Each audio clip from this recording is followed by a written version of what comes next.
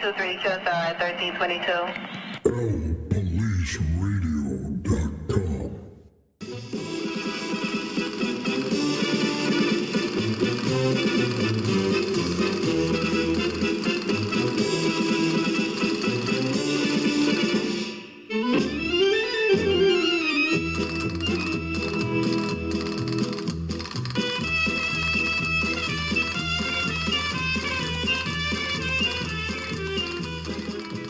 Aha, el matador, Alpha Mike from El Police Radio, the host from La Corrida de Toro, or Running of the Bulls, as they say in Spain. Today, we're going to be El Matador, demasking the Democratic Party. That's right, El Matador is going to find out how in the world did the Democratic Party ever put on a mask? Are they wearing a mask? And is the mask falling? We're going to look at, investigate, and see what in the world is this communist Bolshevik stuff all about, and how in the world does it affect law enforcement. But as always, before we do all that, it's time for El Police News.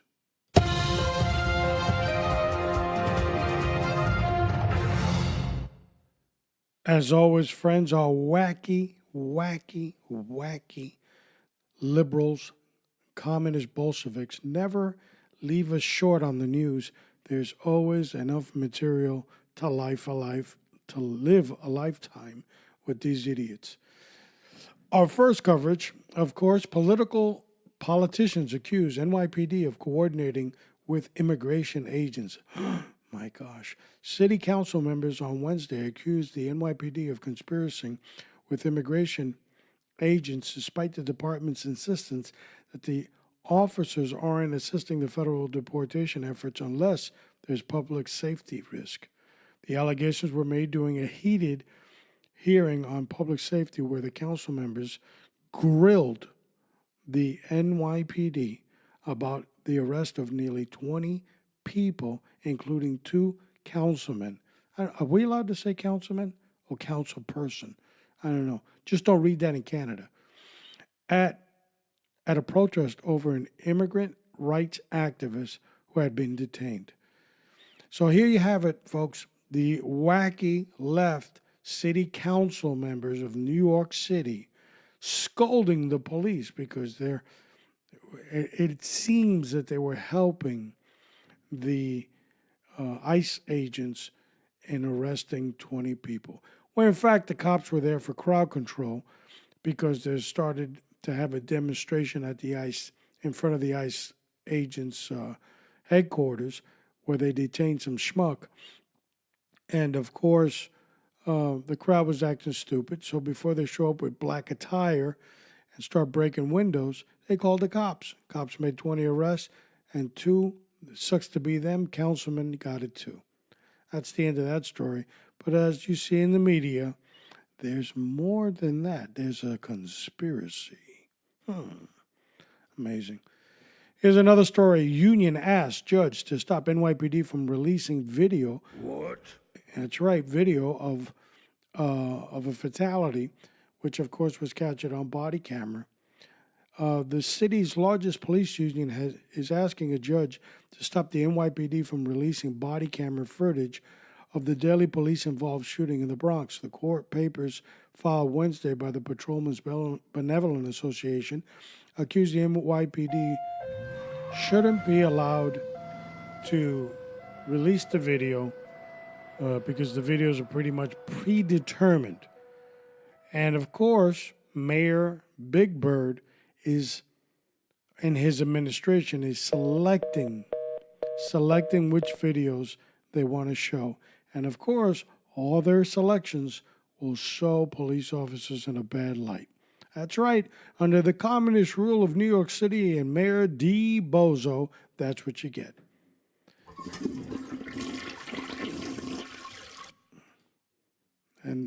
And as always, he gives us plenty of material.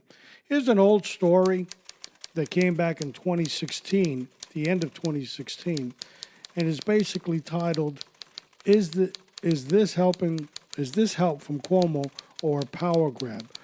Although no one asked for it, Governor Andrew Cuomo is sending 150 state troopers to patrol the MTA bridges, tunnels, supposedly to help NYPD fight terrorism. Now, basically what this article is, and it's going to be posted on LPoliceRadio.com on a show notes for episode 23, it basically shows the political interference of the police department. And what's important in this article is really the ending, that it goes straight to the root, where the superintendent of the New York State Troopers resigns as a result of this order that Governor Duomo gave in sending 150 troopers to New York City to guard MTA, bridges, airports, and so forth, and with more police presence. But Cuomo, or Duomo, is actually running for president, so it's a political slogan, pretty much sending the 150 troopers over. But it was enough to make the superintendent resign. And there's where we talked about the enemy within, how the leftists put these idiots in power, or the idiots themselves gain power, and they start controlling the strings of the police department. Another sad story, always from our correctional friends out there. We want to read one. CL sued by watchdog group for public prayer in meeting. That's right, public prayer. We can't have that. Laurel County, Kentucky, a late summer prayer service at the Laurel County Jail is now the subject of a lawsuit filed on Monday, January 29th, in Laurel Circuit Court. The plaintiff in the lawsuit is the Freedom from Religious Foundation Group, a.k.a. Bolshevik Communist, who claimed that the Laurel County Jail, Jamie Mosley, violated the Open Records Act. The group became involved with the community prayer service held under a tent at the jail parking lot on August 29th after allegedly receiving a complaint by a citizen, I wonder who that was, concerned of religious events being held at a state-funded facility. The separation of church and state was the primary issue surrounding the prayer service. But according to the lawsuit, the FFRF, and thank God they got all those Fs and I don't have to fly an F off, made 4 specific requests of Freedom of Information Act and all this other baloney, and it was not done. And as a result, now they are suing, because the audacity of a correctional officer conducting a prayer in a service. This is what it's getting down to, folks. You're letting the country go away. You're letting it get out of hand. That's what you get. That's what you get. That and much more. The wacky left, they will never, ever disappoint us. And here's another story that shows Governor Duomo. Duomo weighs in on NYPD and the DA fare beater debate, calling for sensible reform. You can't really have sensible reform with commies. You can't do that. Governor Cuomo called for a sensible reform for fare beaters enforcement on Wednesday, weighing in on the debate that has pinned the NYPD and MTA against the Manhattan DA's office. Cuomo, who controls the Metropolitan Transportation Authority, asked all parties to consider a solution that places public safety and criminal justice. Are you nuts? Now, let me kind of explain what this debate is all about, and then we'll break away from the news. Basically, what this is all about is during Mayor Rudy Giuliani's term as mayor of New York City, he petitioned the MTA to take the New York City Transit Police, which belonged to MTA, which is run by the state, which in turn was run by the governor, and merged that in with the NYPD. That was granted, and now transit, and this is back in 95, is merged with the NYPD, so they're in charge of enforcement. But Mayor Big Bird, he's given an instruction to NYPD that we're not going to start collaring people that are trying to beat the fare or jumping the turnstile. We're not going to fight it. We're going to allow them to go ahead and do it. And this is what's causing concern, because that means the envelopes going up to the state are going to be a lot smaller. And as a result, the governor, Duomo, is bitching and screaming, and he wants some sensible debate over this whole thing. Never a dull moment in the Bolshevik left wing of our government. That is the LPolice news. Now, let's get to the main course.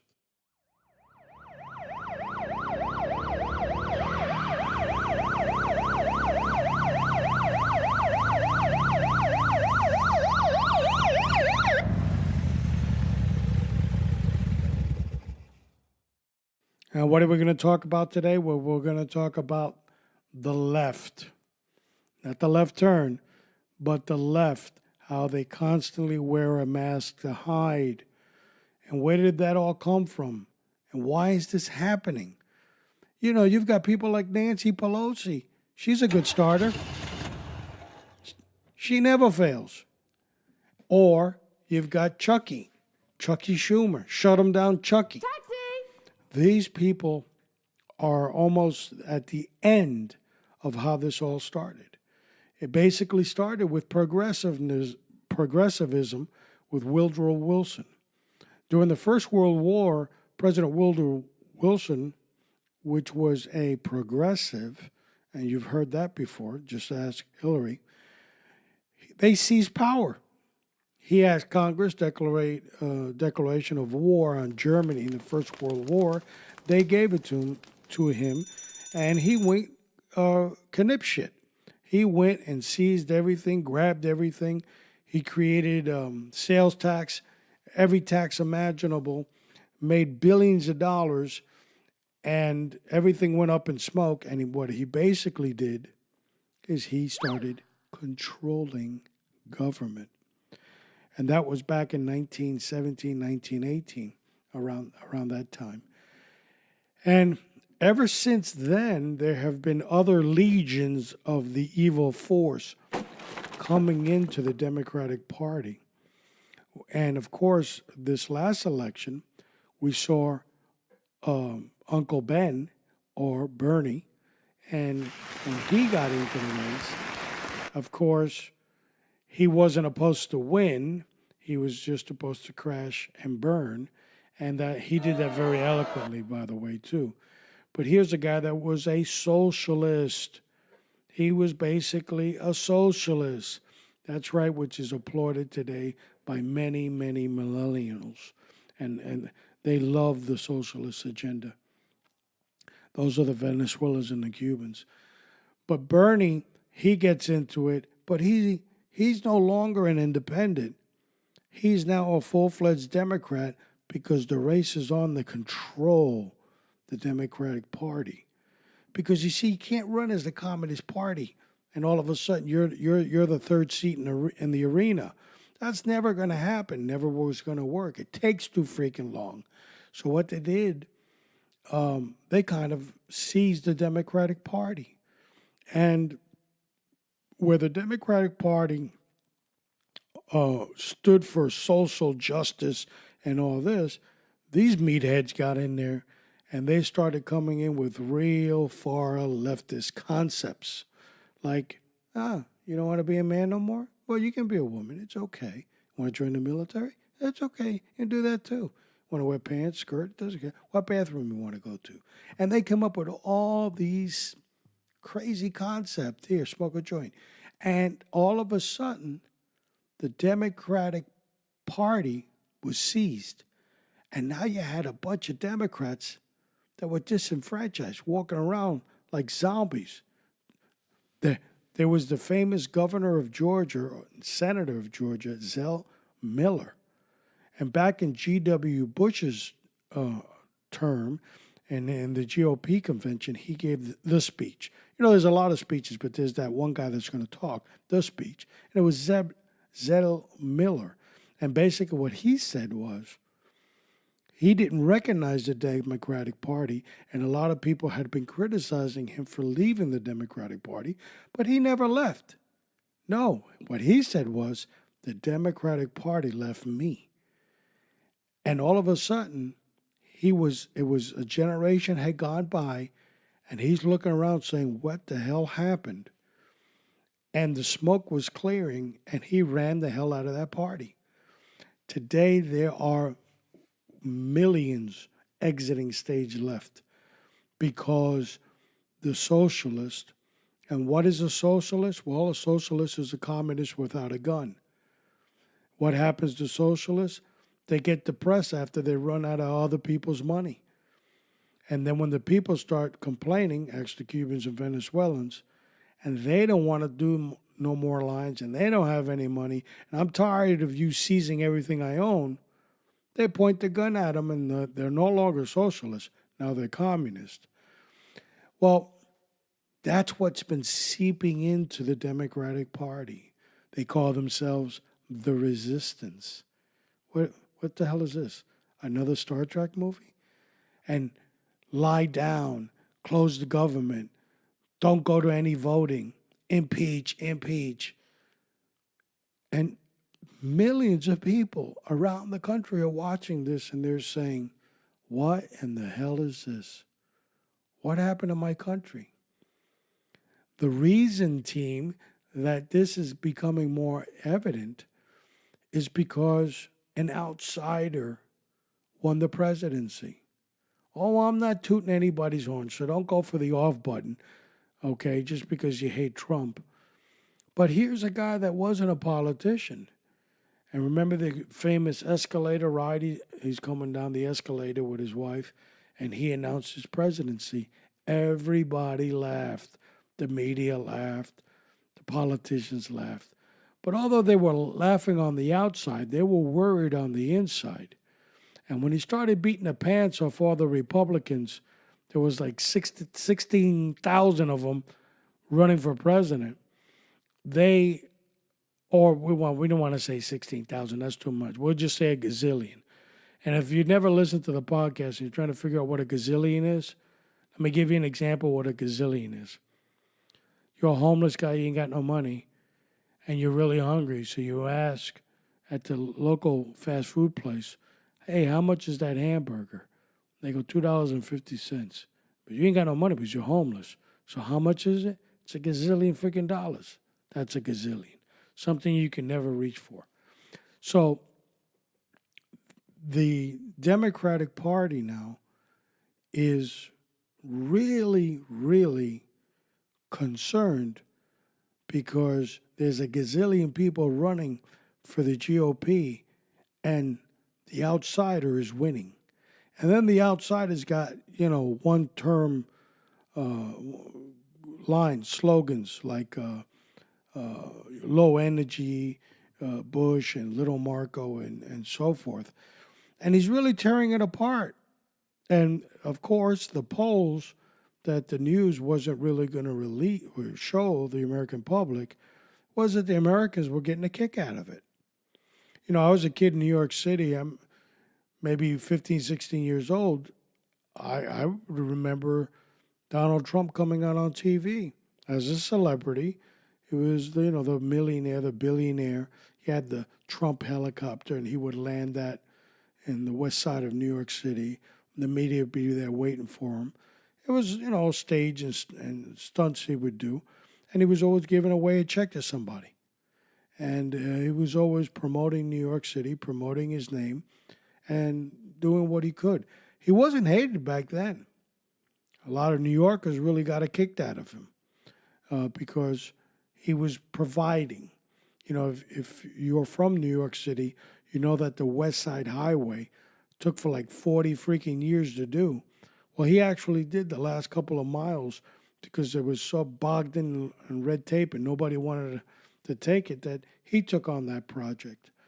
So here is the outsider, and he's getting closer and closer to winning the primary of the Republican Party. And we know over at the Democratic side, that's fixed. That's already been shown, the wink and a nod. Although Bernie got a little crazy there at the end. He thought he could steal it, but they put his ass in check and told him to sit down. And he did, like a good communist that he is. And he waiting his turn. But Bernie got a lot accomplished. He moved the socialist agenda in this country. She's got all the little kids now. They're all excited about Uncle Bernie. Okay? So he got what he wanted with little or no effort. And then they were going to crown the queen, of course, Hillary, but she was the worst. If the Democratic Party could have put anybody so freaking bad on the ticket, it was her. Repulsive. If you read some of the WikiLeaks, you know how the media criticizes WikiLeaks with all the emails. Well, guess what? Nobody's talking about the content. Forget how it was obtained. Oh, it's illegal and all this. Yeah, baloney. It was done, fair game. But nobody's talking about the content. Here is the Democrats themselves, the campaign manager of Hillary's campaign, talking about she doesn't take a bath. She smells. This is the person they put on the ticket. You know why? I can tell you why. Because they have little to no respect for you, the American citizen. You're an afterthought. You're not the original thought. You're an afterthought. And the game plan here is one day you, the American citizen, will be worshiping their resolve in ruining your life and controlling government at every layer in your life. And you'll love it. You'll love it.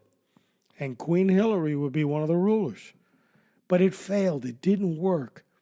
61, 62 million people voted for the outsider.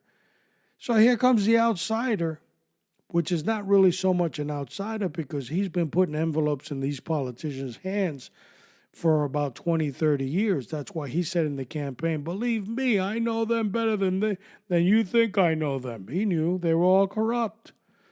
And that's why Drain the Swamp came. There's so much hatred for this president because the media is a part of the Bolshevik socialist wing in control. So here's the question that you have to ask yourself. Prior to Donald Trump, did they exist? Yeah. Okay. So you're a Democrat. You're disagreeing with me. You're never going to speak to me again. You're about to hit the off button on the podcast, and you're going to just take me off your friend list on Facebook. This crap is getting serious now. But before you do all that, let me ask you a question as a Democrat that you are. Could Hillary, in her involvement as a Secretary of State, giving the Russians control of 20% of our uranium, was that a good move? I didn't hear anything. Or the issue that happened in Benghazi, they got every special forces guy in the military up in arms and pissed off. You left them hanging. You didn't care. Was that a good move? Was it? And we can go on the list, on and on. And when you approach a Democrat with these things, they don't want to talk about that. They want to tell you that, Trump's a racist and that, and they can't point to anything. But you ask them these questions, and they're serious questions. These people are ruining the freaking country, and you're concerned about how Donald Trump's hair looks. DACA. Look at this crap now. Okay, excuse me, I was drinking coffee. I just woke up a little while ago. But the last time I remember, Barack Obama, which is a Democrat, he was in control of the country for 8 years, and the Dems or the Bolsheviks were in charge of the government, and they couldn't fix DACA?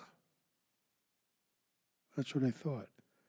So DACA is just a political pawn. It's a bunch of BS. That's all it is. And you can point at it over and over. But the way they work is they have to have racial divide. They've got to make conspiracy stories. Everybody's bad. If you listen to a Democrat talk today, all you're going to hear is racist, pig, sexism, evil, bad, the country's coming to hell in a handbasket, over and over and over again. They never have anything good to say. Never. Never, never, never, never. This is why they despise the uniform, they despise police, they despise the military. Oh, of course, they're not going to admit it. Of course, they got to stand up for this national anthem, even though they're dying to take a knee. But they can't. So they got to get freaking reelected. Part of the game, folks. But they do have their little Bolshevik communist meetings, and a lot of it is they despise us. They despise us because we fly the American flag. We say the Pledge of Allegiance. We believe in our military. We support our police. We believe in the rule of law. We love the Constitution. We believe in the forefathers that started this country. And we believe in one almighty God and the Scripture and the Holy Bible. And as a result of all those things, they came up with a nickname for us, and they're proud of it. And I think we're proud of that title too. And it's called the Deplorables, unredeemable. The Deplorables, that's who we are. They despise us. And more Americans are waking up. More and more Americans are sipping coffee. They're etching out of their voters' registration card Democrat, and they're now being registered as a voter as either Republican or Independent. I'm not an advocate for the Republican Party, okay? My purpose is to tell you to be an independent thinker, to think out of the box, to don't let a political party tell you how you need to think. You need to look at things. You are represented by a representative in your district. Well, try to find out who that is, ring the doorbell, kind of find out what they stand for, and see if those things are in line with how you feel. And if they're not, get to the voting booth. Law enforcement, they're horrible when it comes to a couple of things. And I know they don't like to be criticized, but most cops are a bunch of forthcoming when it comes to supporting a candidate. Then also a lot of law enforcement officers don't really get into the political scene and try to endorse candidates. This is also at the local level, state level, county level, and of course the federal level.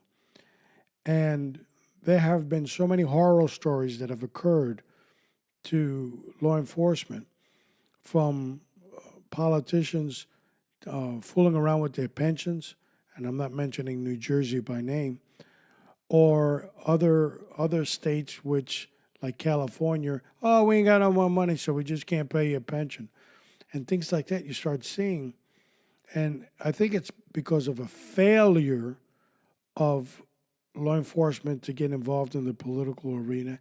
And I also blame some of their unions that run and support somebody because, they're going to give them a wink and a nod on some vote. But in the big picture, this guy's after your wallet via your pension. So we need to be a little bit more proactive with that.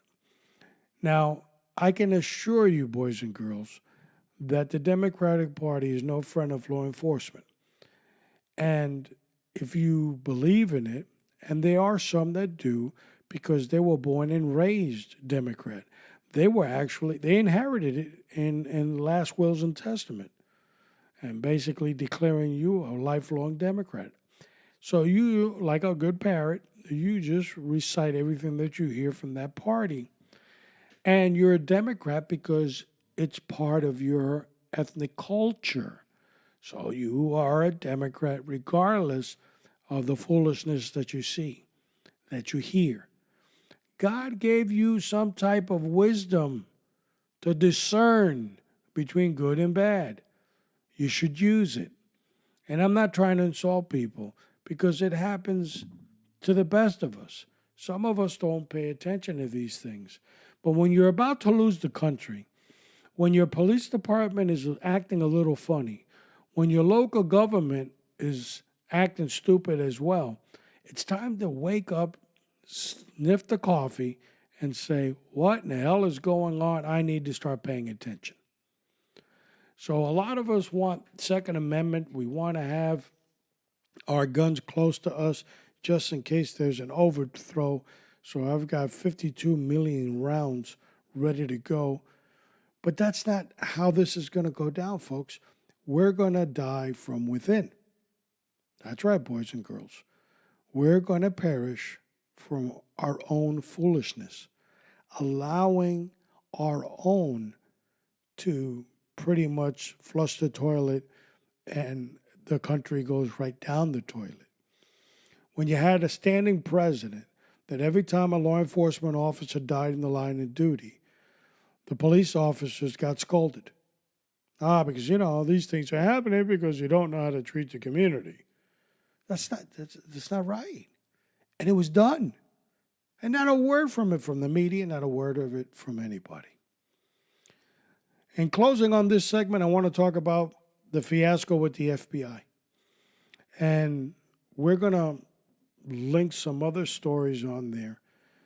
But there's one in particular that I want you to pay attention to. And I'm going to link that on to LPoliceRadio.com. And how can you connect with us? If that's a question that you have, that you hand off the turn off dial. I'm doing a freaking selfish promotion here. LPoliceRadio.com. You go there, you scroll down to the end, and then all our social networking stuff will pop up. You click on one of them, and it'll take you to. But if you like the content, make a comment, subscribe, do something. Wake up, folks, because like everything else, it'll dry up. It's going to get a little difficult after I get to like episode 512. I need you guys to pick it up. I'm only on number 23 now. But there's an article here from a blog called Real Clear Investigations. And exclusive CIA ex-director Brennan perjury. And basically what the article alludes to, and it's a little heavy on the reading, but I recommend you read it. It basically says that this whole thing with the Russia Bowl baloney story and the dossier and all that other crap, and if anybody doesn't know what I'm talking about, get back in your closet, turn the lights off, and go back to sleep. We'll wake you up later. It was pretty much concocted by our intelligence community and orchestrated by the CIA. And now you have former CIA agents that are taking a 180-degree turn, and instead of denying everything, because you can't do that, there are written records to all this baloney. Remember, you have to walk into a court, even though it's called FISA. It sounds funny. You still got to raise your hand, and you got to do an oath. So in the meantime, you got to do an oath. There's written record and transcripts of all this baloney. But the CIA very cleverly now is taking their index finger and pointing it in the direction of the FBI, shrugging their shoulders and saying, I don't know. We don't do internal stuff. That's the FBI. We just do, foreign stuff. So I don't know what the hell they're doing over there. That's what they're doing. So the game has started. The mask is falling. The Democrats are running around. Oh, release the memo. We're doing our memo. You don't need to look at his memo. Look at my memo. My memo's better than his memo. Don't look at his memo. Look at my memo. To try to confuse you, Joe Sixpack. They don't want you to understand what's going on. So they cloud it all up. And God knows they got enough help with the media. They can give you a good BS story every now and then and have you paying attention to absolutely nothing. But you need to stay focused here.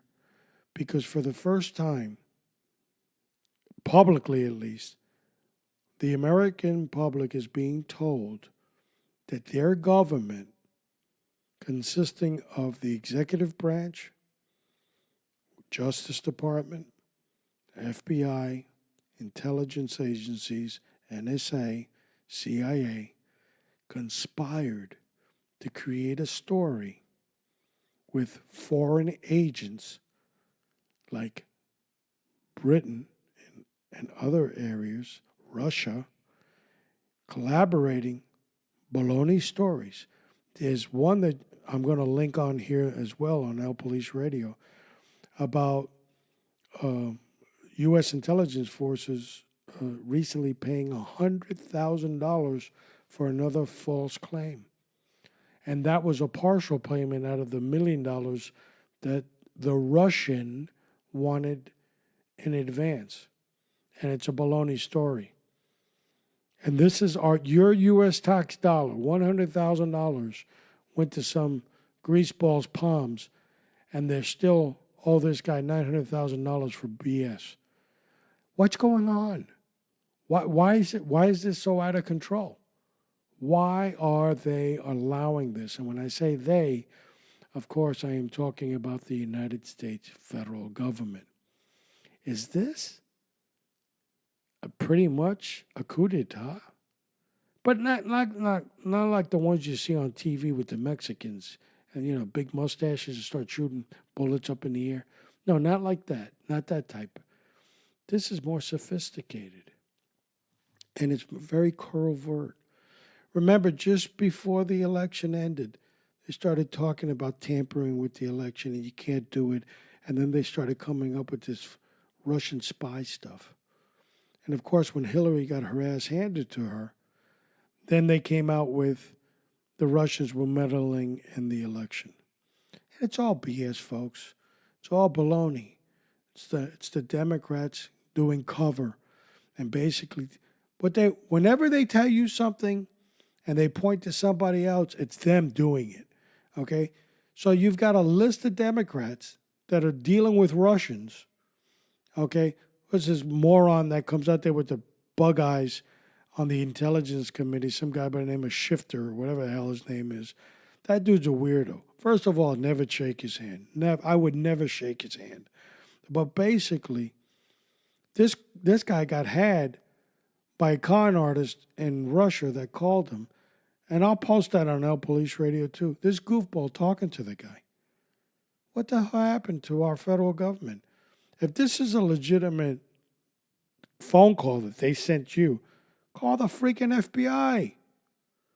He's handling the call because he thinks he's got the juicy one on. This is the one that's going to knock down the government. I'm going to have so much freaking power, I won't even know what to do with myself. Don't shake his hand, folks. The Democratic Party has run away. They all belong in an asylum. They're nuts. They're nuts. Refusing to stand for In God We Trust. Haphazardly clapping for the military when they really didn't feel like doing it. When there was issues with police officers, hands in their pocket. Are these the people that represent you? For real? If it is, I really think you need to do some soul searching. And I'd hate for you to have a neighbor that's from Cuba and Venezuela, because they're going to tell you real quick what socialism is all about. How Fidel Castro was a Cuban boy with a beard that had some great ideas. And 50, 60 years later, look at the crap he laid. or, of course, Venezuela with their infamous Hugo. And now they're eating out of garbage cans. And I'm just talking about two recent countries. We can go into the Russians or Chinese and all these people that have been fooled. The wool has been pulled over their eyes, and their country was taken from them. Their liberties were taken from them. Their God was taken from them. Their families were taken from them. If that's what you want, keep on listening. But if not what you want, there's one or two things you can do. Leave rapidly the Democratic Party, and I'll even go a step further. Register it as an independent. Or take back your party. Take back your country. Get these freaking fools off the stage. They're embarrassing. They gave Iran, mortal enemy of this country, nuclear capability. They told us it's a good deal. They gave Iran, mortal enemy of this country, billions of dollars printed overnight over the Federal Reserve in the wee hours of the night. Printed up the money, put it on planes and sent it to them. It's a good deal. We're losing control. But then this nut came out of nowhere, this outsider, and he won. And everybody went ballistic. Democratic side and the Republic side, just ask McCain. They went crazy because they've got to stop this guy, because he's going to stop the swamp, he's going to stop the corruption, and more importantly, he's going to expose where all the bodies are at. We've got to stop him. Here's another fact for you before we close. I want you to pay close attention to whenever the media feels like, of course, talking about it. But listen and Google how many incumbents in Washington are not going to run for re-election. And it's a big list, folks. So if you're going to write it, make sure you bring 2 pencils. And then ask yourself the question, why? Could it be the guy with the mop hair in Washington, in the White House, 1600 Pennsylvania Avenue? No, it's not about the guy. It's about the guys, the people. The 60, 70, 80, 90 million people that are watching. And they're not stupid. And they're determined to take back their country. So stop the foolishness. The masks are coming off. Listen to these bird brains. Listen to their explanations. It's the same crap you've been hearing for 40 years. If you're satisfied with it, well, I've got my opinions. But I wish you would rethink it. But if you're sick of it, do something about it. Now, folks, like always, it's time for you and I to have the conversation.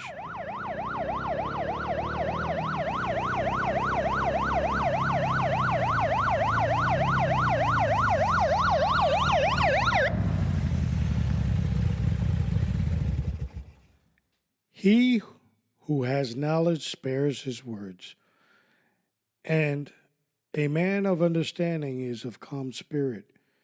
Even a fool is counted wise when he holds his peace. When he shuts his lips, he is considered perceptive. Although the scripture basically tells us to be calm in every situation, and you should always be. And the verse also talks about holding your tongue. We're not talking about being angry, because there's a lot of anger in our country today. There's a lot of anger with political parties. There's a lot of anger, citizens against police. There's a lot of anger, period. So Scripture is telling us that God counts you as being wise when you hold your tongue. But the values of being wise come from understanding. When you understand the facts, when you are revealed the truth, and you fail to act on the truth, you become foolish. When you do act on the truth, you become wise. We live in times that now we have to be that much wiser, that we cannot afford the opportunity to be lost. The world is always going to have to worry about itself. And regardless of what we do and what we see and what we say, things will happen. You can count it. You can take it to the bank. It's going to happen, folks. Bad people are going to do bad things. Bad times are going to come. And we can't blame it on anybody. It's Trump's fault. The hurricane hit Florida. Global warming. No. It's in Scripture. Those things are coming. Everything that you see today in society, from buildings to cars to fancy homes, it's all going to perish. It's all going to go up in smoke. How do I know? Well, I read the manuscript. I know how the movie ends. And the book's called the Bible. What I don't know is when it's going to happen. Because Jesus himself is, nobody knows the day or the time. That's Father's business. Father being God. So that means much more. We have to be prepared. Imagine if you were in uniform and the dispatcher announced for everybody to stand by. Something bad is about to happen. Make sure that your magazines are fully accounted for, and we're about to go into panic mode. And you're waiting for whatever's supposed to happen. That's the times that we live in today. The announcement went off. The alarm rang a long time ago. But people now are starting to become wary because it's taking so long. All that stuff, that foolishness in the Bible, it's never going to happen. It's all baloney. Those religious nuts are always talking that nonsense. You ever heard somebody tell you a story that you thought was so far-fetched, only later to find out that it was true? Wouldn't that be something? That everything that I'm talking about is really going to happen. So the best defense that you have is to be prepared. Just like you train up, we always say, and you're ready. Put on your uniform, you count your magazines. Cops nowadays, they don't wear 2 magazine holders anymore. They wear 3. Plus, it looks good, too. The operator look, you know what I mean? You have to be prepared for the unknown. Situational awareness. But instead of saying situational awareness, why don't we say spiritual awareness? Look around. Evil is lurking all around us. And you could be the best tactical person in the world. But sadly enough, even our good men that are serving in special operation forces around the world for this country, unfortunately, they come back in body bags. And they're the best trained. So don't take that perception of, I'm ready, I can handle anything. You can only handle what God allows you to handle. Okay, so what's on next after this? That's the story. Because we came up with all these podcasts. We came up with this new format. I came up with It's Good to Be an American. I also came up with this one, The Mask is Falling. But what I don't have is, what in the world is going to be episode 24? It's like in the wind. And I'm writing 100 notes. And I'm emailing people and we're corresponding back and forth. And people are waiting for me to make decisions. And I still haven't made it. Why? Because there's a lot going on. There's a lot going on, folks. Haven't you heard? 09 TG is about to launch March 1st. So there's a lot of work being done behind the scenes with curriculums and so forth. There's going to be a podcast and a blog done for 09 TG. And we're getting it ready. That means I'm going to have 2 active podcasts and 1 that I appear in every so often. So that's 3. Sometimes I'll have to do up to 2.5, 3 hours. And I can assure you 1 hour has a lot of energy and effort that has to be put into 1 hour. But believe me, it's just not 1 hour to do 1 hour. It takes a lot more. So everybody's trying to figure out what's coming. What can they possibly talk about? Well, folks, I'm going to be honest with you. I'm still debating it. I'm still trying to come up with something. But what I can tell you, it's in the works. And it's going to be law enforcement orientated on the next episode of LPolice Radio number 24. That would be March 1st. How do you connect with all this? It's so many things going on. I'm going to repeat it just before we leave. We've got LPoliceRadio.com. Connect with us. You can hear these podcasts. Become a little interactive with us. Go to our social network. Send us an email. Become a subscriber. You want to hear Marine talk, Special Forces talk, military talk, some good stuff happening over on that side of the street, and that's with Leatherneck 7. And where do you connect with that? Leatherneck7.com. Okay? You're not making up theories. You're talking to the real guys that did it.